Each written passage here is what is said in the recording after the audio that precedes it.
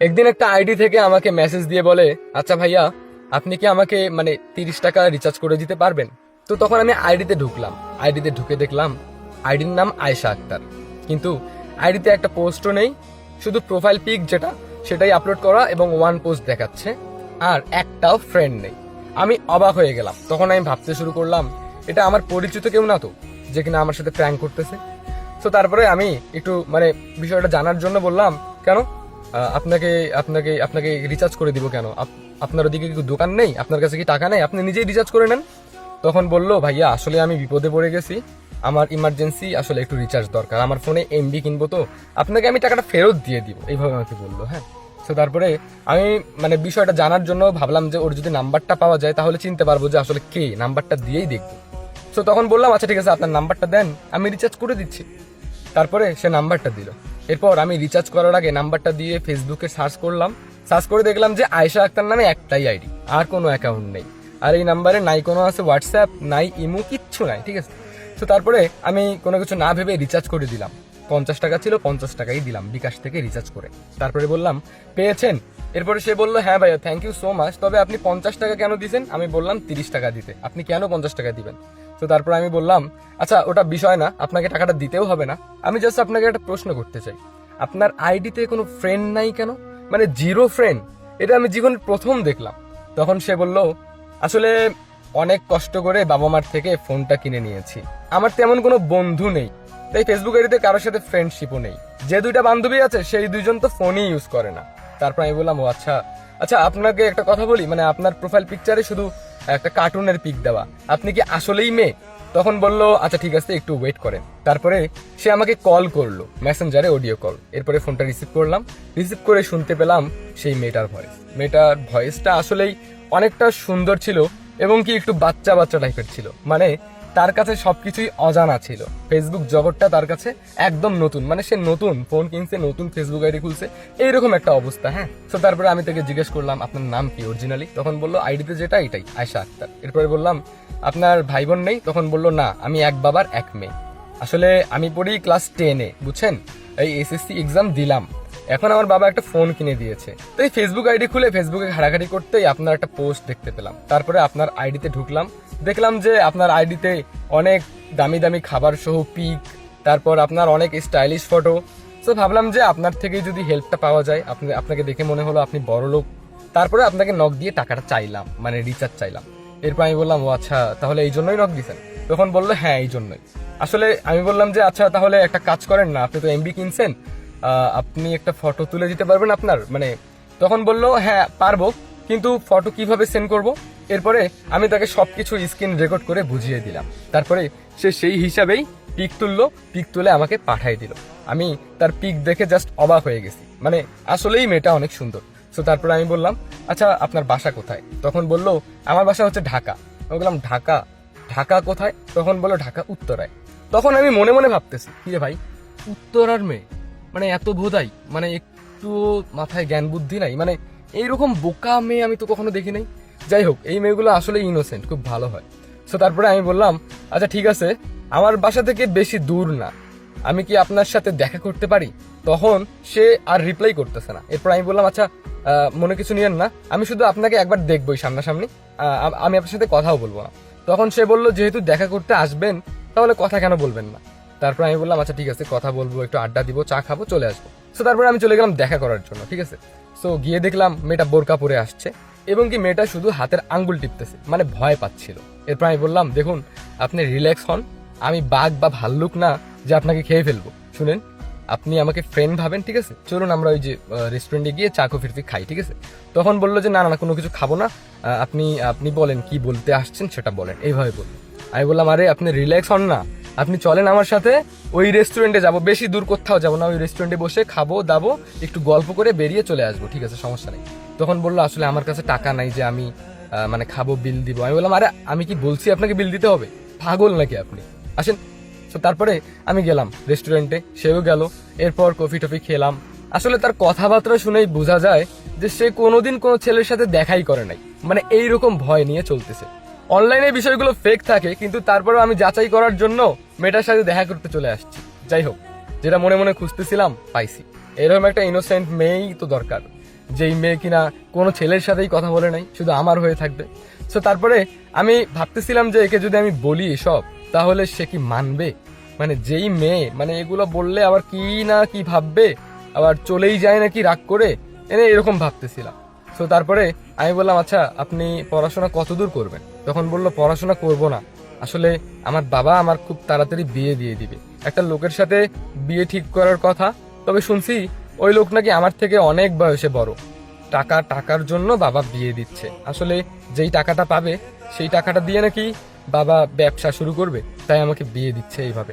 এরপরে আমি বললাম আপনি রাজি বিয়েতে? তখন বলল আমি আর কি বলবো, সবকিছু তো বাবা মাই ঠিক করে, তাই না? এরপর আমি বললাম না না, আপনাকে বিয়ে করতে হবে না, আপনাকে আমি ডিরেক্ট কথা বলি, আপনি আসলেই খুব মানে সাদা সিধা একজন মেয়ে, নিজের জীবনটা নষ্ট করবেন না, আপনি আসলেই দেখতে অনেক সুন্দর, এবং কি আমি আপনাকে বলি হ্যাঁ আমি আপনাকে বিয়ে করতে চাই, আপনি কি আমায় বিয়ে করবেন? তখন তার হাতের সামনে একটা গ্লাস ছিল, সেই গ্লাসটা সে ভয়ে দাঁড়াতে গিয়ে একদম পড়ে ভেঙে গেছে গ্লাসটা। রেস্টুরেন্টের সবাই অবাক দৃষ্টিতে তাকায় ছিল। এরপর আমি বললাম যে রিল্যাক্স, কিচ্ছু হয়নি। তারপরে ওয়েটার আসলো, বললাম যে এটা ব্যাপার না, চলে যাও এখান থেকে। তবে দেখলাম যে সে এইটুকুতেই যে ভয় পেয়েছে, তার চোখ দিয়ে অনেক পানি বের হয়েছে। আমি বললাম দেখেন আপনি আসলেই খুব সাদাসিধে একজন মানুষ, আমি আপনাকে বিয়ে করতে চাই, আপনি কি রাজি আছেন? এরপরে সে কোনো উত্তর দিচ্ছিল না। হ্যাঁ, সো তারপরে আমি বললাম আচ্ছা ঠিক আছে, এখন উত্তর দেওয়ার দরকার নাই, আপনার বিয়ে কি আপনার বাবা মা খুব তাড়াতাড়ি দিবে? তখন বললো যে না, আরো নাকি 8-9 মাস দেরি আছে, মানে 1 বছরের মতো দেরি, 1 বছর পর বিয়ে। আমি বললাম আচ্ছা ঠিক আছে, তাহলে আপনি আপনার মতো বাসায় যান, আমি আপনাকে আগায় দিয়ে আসি চলে। তখন বললো যে না না, আগায় দিতে হবে না, বলেন কি বলবেন। এরপর আমি বললাম আপনি বাসায় যান, আমার সাথে যোগাযোগ রাখবেন, কোনো ফ্রেন্ড টেন্ড বাড়াবেন না, ঠিক আছে? আপনার যা দরকার আমি আপনাকে দিব। এই কথা বলে তাকে আমি রিক্সায় তুলে দিলাম, সে বাসায় চলে গেল। আমি তো শুধু তাকে নিয়েই পড়ে আছি। কি ভাই, আসলেই এরকম ইনোসেন্ট মেয়ে মনে হয় না কোথাও পাওয়া যাবে, মানে ঢাকার মধ্যে থাকে এত সাদাসিধে একজন মানুষ, মানে আসলে মনের মধ্যেই জায়গা করে নিছে। হ্যাঁ, তবে সত্যি বলতে আমিও ইন্টার সেকেন্ড ইয়ারে পড়ি, আমার বাবার তেমন কিছু নাই, তবে যা আছে এটা দিয়ে দিব্যি ভালোই চলবে। সো এরপরে আমি তার সাথে কথা বলতে শুরু করলাম। কেটে গেল 3-4 মাস। এই 3-4 মাসে আমি তার সাথে 2-3 বার দেখা করছি, এবং কি আস্তে আস্তে তাকে আমি দুনিয়া বুঝাইছি, আস্তে আস্তে ভালোবাসা কি জিনিস এটা আমি তাকে বুঝাইছি। তাকে আমি অনেক কিছু কিনে দিয়েছি, তার যা যা চাই আমি তাকে দিয়েছি, মানে সাধারণ কোনো জ্ঞানও তার ছিল না ফোন বিষয়ে। হ্যাঁ, ফোন থেকে শুরু করে সবকিছুই আমি তাকে আস্তে আস্তে বুঝিয়ে দিচ্ছিলাম, এবং কি সে যেরকম বোকা ছিল, এখন 3-4 মাস পার হয়ে গেল মনেই হয় না যে সে বোকা, সে এখন অনেকটা চালাক হইছে। এখন সে নিজে নিজেই অনেক কিছু করতে পারে, নিজে নিজেই শপিং এ যায়। তো 3-4 মাস পর না দেখতে পেলাম যে তার মাঝে আস্তে আস্তে একটু পরিবর্তন হয়েছে। আমি তো তাকে অনেক ইনোসেন্ট ভেবেছিলাম, তার ফেসবুক আইডিতে ঢুকে দেখলাম যে 162টা ফ্রেন্ড হয়ে গেছে। আমি অবাক, কি বাপরে, কি রে ভাই এতগুলো ফ্রেন্ড হয়ে গেল। এরপর তাকে জিজ্ঞেস করলাম তোমার ফেসবুকের এতে এতগুলো ফ্রেন্ড কেন? তখন বললো যে আরে অনেকগুলো রিকোয়েস্ট আসছে, সবগুলো কনফার্ম করে ফেলছি ভুলে, এখন সবাই ফ্রেন্ড, সবাই আমাকে মেসেজ দিচ্ছে, কি করবো বলো তো? আমি বললাম যে শোনো, কারো মেসেজের রিপ্লাই দেওয়ার দরকার নাই, ঠিক আছে, তুমি শুধু আমার সাথেই কথা বলবা। তখন বললো আমি কাউকে রিপ্লাই করি না তো। আমি বললাম আচ্ছা ঠিক আছে। তো এইভাবে কিছুদিন কেটে গেল। আগে আমি তাকে মেসেজ করলে সে সঙ্গে সঙ্গে রিপ্লাই করতো, কিন্তু এখন যদি তাকে মেসেজ করি রিপ্লাই করতে 3-4 মিনিটের মতো লেগে যায়। হ্যাঁ, আমি বললাম তোমার এত সময় লাগতেছে কেন? তখন বললো আরে আমি একটু খাচ্ছি, এখানে যাচ্ছি ওখানে যাচ্ছি, ব্যস্ত, বাসায় এ আসছে ও আসছে মা আসছে, এইরকম শুধু সে আমাকে বাহানা দেওয়া শুরু করলো। এরপর আমি বুঝতে পারলাম যে সে হয়তোবা অনলাইনে অন্য কারোর সাথে কথা বলে। আমি তাকে বললাম দেখো, আমি তোমাকে বিয়ে করতে চাই, 7-8 মাস পার হয়ে গেল, হ্যাঁ আমি তোমাকে বিয়ে করবই। তখন আমি বাসায় বললাম, বাসায় যখন বলছি তখন আমার বাবা বলল তোর এত বড় সাহস, মানে এখনো তুই ইন্টার সেকেন্ড ইয়ারই শেষ করলি না, তুই বিয়ের কথা বলতেছিস, তো সাহস কম না? আরো 2টা বড় ভাই আছে, কি করবি? ওদেরও এখনো বিয়ে দেয়নি আর তুই এখন বিয়ে করতে চাচ্ছিস? সো আমার বাবা আমাকে অনেক কয়েকটা থাপ্পড় মারে। এরপর মাও কথা শোনায়, বড় ভাইরা তো আমার সাথে কথাই বলে না। কিন্তু আমি তার প্রেমে একদম পাগল হয়ে গিয়েছিলাম, তাকে ছাড়া আমি কিচ্ছু বুঝতেছিলাম না, মানে কি করব না করব কোনো কিছুই মাথায় কাজ করে না। সো এরপরে সে আমাকে বলল যে আচ্ছা তুমি একটা কাজ করো, তুমি তো আমাকে বিয়ে করতে চাও তাই না? আমি বললাম হ্যাঁ বিয়ে করতে চাই। তখন বলল যে আমাকেও বাসা থেকে বিয়ের চাপ দিতেছে ওই লোকটার সাথে বিয়ে দেওয়ার জন্য, তুমি এক কাজ করো, তুমি বাসা থেকে টাকা পয়সা যা যা আছে, মানে যেভাবে হোক না কেন আমরা যেন চলতে পারি, সেগুলো নিয়ে তুমি চলে আসো, আমরা দুজনেই পালাই যাবো। তো তারপরে আমি তার কথায় রাজি হয়ে গেলাম। একটা সময় আমি তাকে সবকিছু শিখাচ্ছিলাম, এখন আমি এতটা দুর্বল হয়েছি, মানে সে যে আমার দুর্বলতা এটা সে জেনে গেছে। জেনে যাওয়ার পর এখন আমি তার কথাতেই উঠা বসা করতেছি, মানে সে যেটা বলতেছে আমি সেটাই করতেছি। তারপর আমি বাবার আলমারি থেকে প্রায় 1.5 লক্ষ টাকার মতো নিলাম, পুরো বাড়ি ফাঁকা, মায়ের গহনা নিলাম, এগুলো সব কিছু নিয়ে আমি চলে গেলাম। তারপর সেও বেরিয়ে আসলো বাসা থেকে কাপড় চোপড় নিয়ে। আমরা দুজন চলে গেলাম অনেক দূর, মানে প্রায় ময়মনসিংহে চলে গেলাম। ওখানে গিয়ে একটা রুম ভাড়া নিলাম। রুম ভাড়া নিয়ে আমরা থাকতে শুরু করলাম। তবে এখনো বিয়ে করিনি, কিন্তু বিয়ের আগে অবৈধ সম্পর্ক সেটাতেও আমি জড়াইনি। আমি খুব তাড়াতাড়ি বিয়ে করব। এরপর আমার একটা পরিচিত কাকা ছিল ময়মনসিংহের মধ্যে, আমি ওনাকে বললাম, উনি আমাকে একটা কাজের ব্যবস্থা করে দিল। তারপর আমি সকালে উঠে কাজে যাইতাম, সে সারাদিন বাসায় থাকতো, এবং কি আমি বলছি 2 দিনের মধ্যে আমি তোমাকে বিয়ে করব, ঠিক আছে? তখন বললো আচ্ছা ঠিক আছে। সো এরপরে আমি কাজে যাইতাম, কাজ থেকে আসতাম, ঠিক ছিল সবকিছু। হ্যাঁ, আমি বিয়েটা যে করতে চাইছিলাম সেই দিনটা ছিল মানে বৃহস্পতিবার রাত, ঠিক আছে? এখন আমার কাকা বলল যে আজকে কাজে টাজে নাই, ওনারা বলছে যে রবিবার আসতে। এরপর আমি বললাম আচ্ছা ঠিক আছে, আরো 3-4 দিন। সো 3-4 দিন কোনো রকম করে কাটিয়ে দিচ্ছিলাম। আর ওটা তো সরকারি কোনো চাকরি না, মানুষের দোকানের কাজ। সকালে উঠে দোকানে যাইতাম, রাতে আসতাম। তো 2 দিন পার হয়ে গেল। শনিবার সকালে আমি দোকানে গেলাম, সারাদিন কাজ টাজ করে 2টা বিরিয়ানির প্যাকেট নিলাম, নিয়ে বাসায় ঢুকলাম। তো বাসায় ঢোকার আগে দরজার মধ্যে টুকটুক আওয়াজ করতেছিলাম, আওয়াজ করতেই দেখতে পেলাম যে দরজাটা খোলা। তাই আমি ভিতরে ঢুকলাম, বিরিয়ানির 2টা প্যাকেট রাখলাম, রেখে আমি ডাকতেছিলাম আয়শা কোথায়। তো দেখলাম যে আয়শার কোনো সারা শব্দ পাচ্ছিলাম না। হ্যাঁ, এরপর ফোন করলাম। সো দেখলাম যে ফোনেরও কোনো আওয়াজ পাচ্ছি না, এবং কি ফোনটা বন্ধ দেখাচ্ছে। হ্যাঁ, সো আমি বাইরে বের হলাম, বাইরে বের হয়ে কয়েকটা আন্টিকে বললাম আচ্ছা আয়শাকে দেখলেন, কোথাও গেল নাকি? তখন বললো আয়শা তো আজকে দুপুর থেকে নাই বাসায়, কোথায় যে গেল। তখন ব্যাগ ট্যাগ নিয়ে 2টা ব্যাগ নিয়ে চলে গেল। আমি বললাম কি বলতেছেন, ব্যাগ নিয়ে কোথায় গেছে? তো তারপরে আমি দৌড়ে ঘরে গেলাম। ঘরে গিয়ে বিছানার তলটা দেখলাম যে আমার যে 2টা ব্যাগে গহনা টাকাগুলো ছিল সেগুলো কিচ্ছু নেই, আর আয়েশাও ঘরের মধ্যে নেই। আমি সেখানে পাগলের মতো থমকে বসে পড়লাম। বাসাতেও যোগাযোগ বন্ধ করছি আয়েশার জন্য, তারে ভালোবাসির জন্য। আমার প্ল্যান ছিল আমি একটা সংসার শুরু করব তাকে বিয়ে করে। এরপর পাগলের মতো ঘর থেকে বেরিয়ে পড়লাম। রাত বাজে 9টা। পুরো শহর খালি পায়ে দৌড়াই দৌড়াই তন্ন তন্ন করে আমি আয়েশাকে খুঁজতেছি। চিল্লাই বেড়াচ্ছি যে আয়েশা কোথায়, আয়েশা কোথায় তুমি? কেউ চিনতেছে না আয়েশাকে, কেউ দেখেনি। এত ছবি দেখাইলাম, কেউ চেনে না আয়েশাকে। কি করব কিচ্ছু বুঝতেছিলাম না। সেই কাকা আসলো, সেই কাকা এসে বলল তুই কাকে নিয়ে সংসার করতে চাইছিস? এ তো তোর সব গহনা পাতি নিয়ে ভাগছে, পালাই গেছে। তারপর আমি বললাম কাকা ও আমাকে খুব ভালোবাসে কাকা, প্লিজ আমি বাঁচতে পারবো না ওকে ছাড়া। তখন কাকা বলল ওর ওর সবকিছু সব ডিটেলস দে, ওর বাসা কই, ওর বাবার নাম্বার আছে তোর কাছে? আমি বললাম না, ওর বাবার ওর মায়ের কোনো নাম্বারই নাই। আমি ওকে খুব বিশ্বাস করি, ও আমার সাথে ছিল কাকা, ও হয়তো অন্য কোথাও গেছে, আসবে ফিরে। তখন কাকা বললো না, ওর ফেসবুক আইডিতে ঢুকে চেক কর সবকিছু। এরপরে আমি ওর ফেসবুক আইডিতে ঢুকলাম, ওর ফেসবুক আইডির পাসওয়ার্ড আমার কাছে ছিল। এরপর আমি ওর ফেসবুক আইডিতে ঢুকে দেখলাম যে কারোর সাথে ইনবক্স নাই, কথাবার্তা নাই, ঠিক আছে? কিন্তু ওই এই কয়েকদিনে কয়েকটা পোস্ট করছে, সেই পোস্টের মধ্যে একটা কমেন্ট দেখলাম বহুবার, ঠিক আছে? একটা ছেলের আইডি থেকে কমেন্ট। তারপর আমি সেই ছেলেটাকে নক দিলাম, নক দিয়ে বললাম ভাই আপনার নাম্বারটা দেওয়া যাবে প্লিজ? তারপরে অনেক কাহিনীর পর 2-3 ঘন্টা পর সেই ছেলেটার নাম্বার পেলাম। নাম্বার পেয়ে কল করলাম, কল করে বললাম আচ্ছা আপনি এই আইডিতে বেশ কয়েকটা কমেন্ট করছেন, আপনি কি এই মেয়েটাকে চেনেন আয়শা? তখন বললো হ্যাঁ, কেন কি হয়েছে? এরপর আমি বললাম না মানে আপনি কি তাকে চিনেন, মানে আপনার সে কি লাগে? তখন বললো কেন, আমার গার্লফ্রেন্ড, আমাদের রিলেশন 3 বছর, আপনি কি বলতেছেন এগুলা?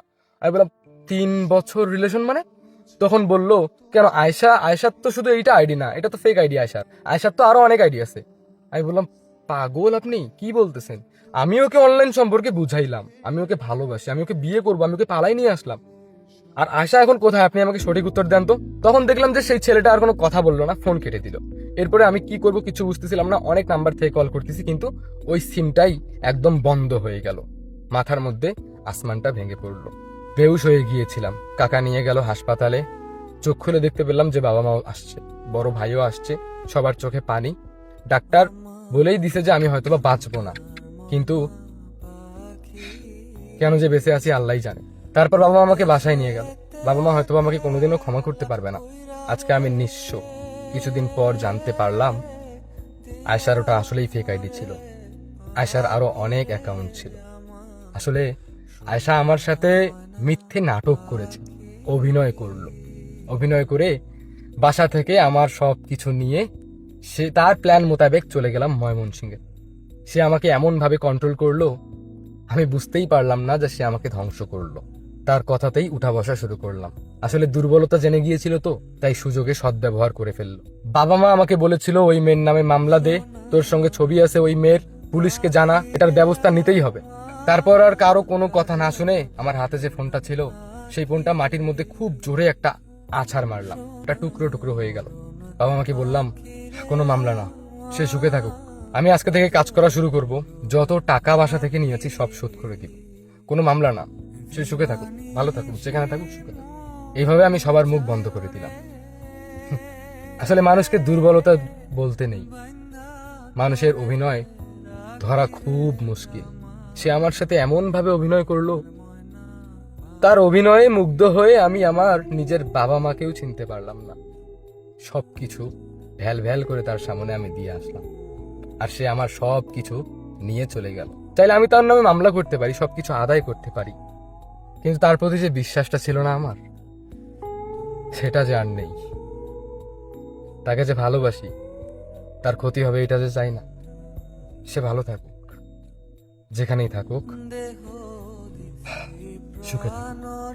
তো গাইস, বলুন গল্পটি কেমন লাগলো? আশা করি অনেক ভালো লাগছে। দেখা হবে নতুন কোনো গল্পে। আল্লাহ হাফেজ।